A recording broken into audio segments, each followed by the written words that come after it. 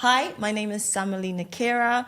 I'm a community engagement and stakeholder manager, which is, the S in ESG. So I work for a rail company that runs the London Overground for TfL. Current area residence. So I currently live in Southeast London in a lovely special place called Peckham.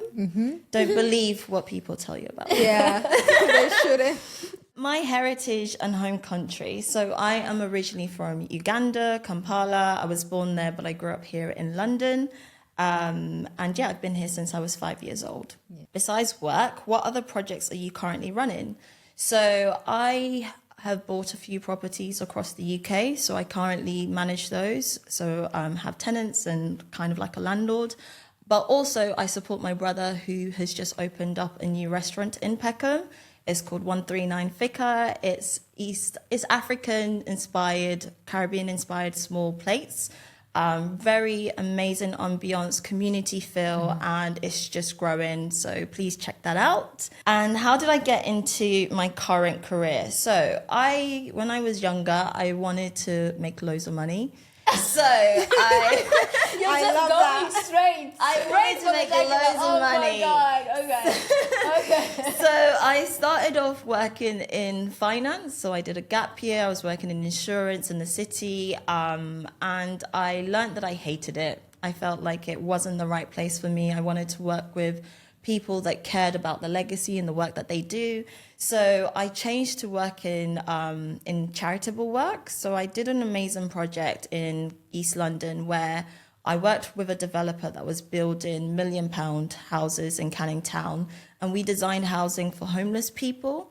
Nice. That's lovely. And it was really incredible because it showed that there are companies that can basically correct the issues that we're facing in society. And it's not just about taxes and stuff like that. It's about if you want to make a difference and you've got the power to, then you should. So we designed housing that was suitable, provided around care. It's now been a program that's running across the UK, and that made me want to work with developers. So I've been working with property developers across the world, basically doing ESG, making sure that they're leaving a legacy and supporting the communities that they work in. And that's what's now led me to doing that for TfL. How did I end up working in the UK? Well, I've been here since I was 5. I did go to uni. I studied history and politics. I've also done my master's in anthropology and community development. I just think the right jobs have always come at the right time for me. And now I'm very happy in my role and the work that I'm doing. And what has been my biggest challenge you've experienced when you moved to the UK? Definitely would agree, the weather. But I think for me, it was feeling that I was in between two different places. So not feeling 100% in the UK, but then also not feeling 100% in Uganda. So I think that's been the biggest challenge in trying to navigate that. How do I feel like I have two homes? How do parts of me exist in one person? So I think that's been the biggest challenge for me, because I think if you've grown up in Kenya or Uganda, that's all you know. But having to have these two different perspectives, I think, was very challenging when I was younger. But now I see it as I have the best of both worlds. I have I have two homes in the world. Somebody says it's a third culture, like you guys are third culture kids, you know? I thought that was interesting. I think that's a lovely way to phrase it. Right? So I love that. And they had the same sentiments because they moved here, they're in film, directing, production, and they're like, I'm a third culture child. I love that. I'm going to use that from now on. And how has your African heritage and has it had any impact in your professional career in the UK? I definitely think it's what's driven me to even want to do ESG, is that I was brought up around London and all the money and wealth and so many great opportunities, but then I'll go back home and I'll see family and I'll see the poverty. And that made me want to do something about it. So I think that's been a driving thing within my career, and it's what's led me to want to even do this sort of work. That is so beautiful. Thank you. And what advice would you give someone moving abroad for work? Oh, you are moving abroad for work. I am. So I think I need the advice. Maybe that's a question for you guys to share with me. But I think some advice is definitely put yourself out there. I think sometimes as women or people from the diaspora is that we try to quieten our voices and maybe don't want to be too loud, but actually if you don't speak up, no one's going to speak up for you. So I think it's raise your voice, believe in your talent, and put yourself out there is what I would say. What career advice would you give yourself in the first 5 years of your career?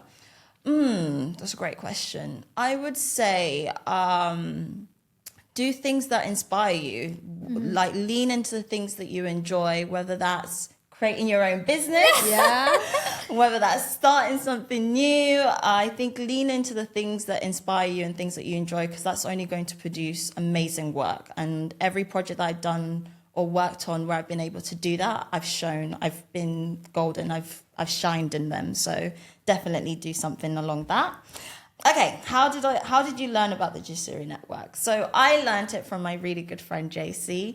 I saw her reposting and sharing this events where different people from Kenya were coming. I was like, I want to find out a bit more. So I went to my first one, I think earlier this year actually. Yeah. And it was just so great to hear the different speakers, to network and find out about people's different careers. And I was like, how incredible could it be that I would have doctors, lawyers, property developers, all these different people in your phone book. I don't think a lot of people can say something like that. And I was like, that's incredible to even just touch on that just from a Kenyan's point of view. But now that it's growing, it's going to be all across East Africa, all across Africa one day. Yeah. And I think that would be so nice, thinking about travel, thinking about starting businesses. And that's what really made me want to connect and be part of this amazing thing that you've created, Nancy. So well done to you. Thank you. What does Jasiri mean to me? So I don't speak Swahili. I don't speak Swahili, but what it means to me is that it's a space to bring people together. Yes. Yeah. And I think that's one of the biggest things that's missing in society today. Yeah. We are working, trying to survive. We're in a fast-paced environment. If it's not family, if it's not work, it's very hard to really build community. And I think Jasiri means that to me. It's bringing all these different people together, and it's going to only create something special. And I love that. That's what I love about life. And I think that's what's special about life. And how has Jasiri Network contributed to your professional and social connections? So for me, I'm traveling. So I'm going to be at the summit in December. Yeah. I'm going to hopefully build some more connections, because I'm planning to move back next year. So I think it's going to hold some real professional and social connections for me. And I'm really looking forward to that. And what's one word to describe how you feel about the future of Jasiri? I'm just excited. Yes. I'm just so excited for the different possibilities. I'm excited by what the summit is going to create, and I'm just so excited to be a part of it. So excitement is what I would say. And are you Jasiri? And I would say yes. Yes, I am. Yes,